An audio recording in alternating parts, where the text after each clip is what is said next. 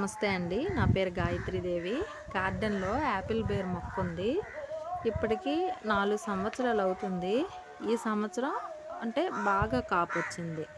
ప్రతి సంవత్సరం కొంచెం కొంచెం గానీ ఈ సంవత్సరం చాలా ఎక్కువ కాపొచ్చింది. నేను కొమ్మలు మొత్తం కట్ చేసేసాను. కాపు అయిన వెంటనే కొమ్మలు మొత్తం కట్ చేసేసి ఒట్టి మొదలే ఉంచాను.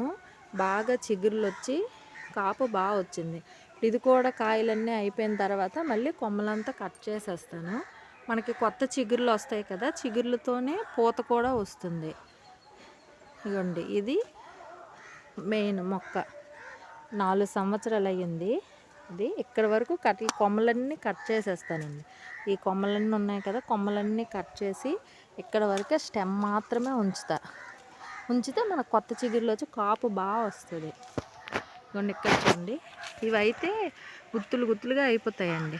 ఇదిగోండి, అసలు ఈ మొక్కకి పెద్దగా మనం ఒక పశువులు ఎరువు ఇస్తే చాలు. ప్రూనింగ్ చేసిన తర్వాత ఇదిగోండి, కాయలు కూడా పెద్దగా అవుతున్నాయి. ఇది జ్యూసీగా చాలా రుచిగా ఉంటున్నాయి కూడా.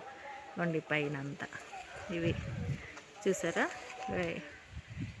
ఇవి టేస్ట్ కూడా చాలా బాగుంటుంది. ఇది ఇదిగోండి, కొన్ని ఇలా అయిపోతున్నాయి, ఎక్కడో ఒకటి ఇలా అయి పడిపోతున్నాయి. కానీ ఇక్కడ ఇవన్నీ తీస్తున్నాం చాలానే, ఇప్పటికే చాలా తీసాం, హార్వెస్ట్ చేసామంటే చిన్నవి ఇంకా కానీ బాగా పెద్దవి అవుతున్నాయి.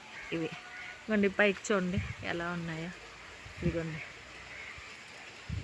పైన ఈ కొమ్మలు విరిగేలాగా కాస్తాయండి. ఇవి కాస్తే మాత్రం ఈ మొక్క అందరూ గార్డెన్లో తక్కువ మెయింటెనెన్స్తో ఈజీగా పెరిగే మొక్క అండి. అందరూ వేసుకుంటే ఈజీగా పెరుగుతుంది. ఒక 3 సంవత్సరాలు మనకు బాగా కాపు రావాలంటే మొక్కకు 3 సంవత్సరాలు అయితే వస్తుంది. ఇదిగోండి, ఈ సైజు వరకు పెరుగుతున్నాయి.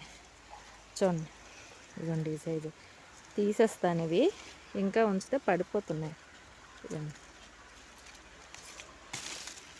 ఇదిగోండి, ఇది తీసేస్తాను. ఇవన్నీ చూసారా, 2 కాయలే ఒక 3 అయితే చాలు, పావు కిలో అవుతాయేమో. చూసారు కదండి. వీడియో ఎలా అనిపించిందో కామెంట్ చేయండి, లైక్ చేయండి, షేర్ చేయండి, ఛానల్ని సబ్స్క్రైబ్ చేసుకోండి. నమస్తే.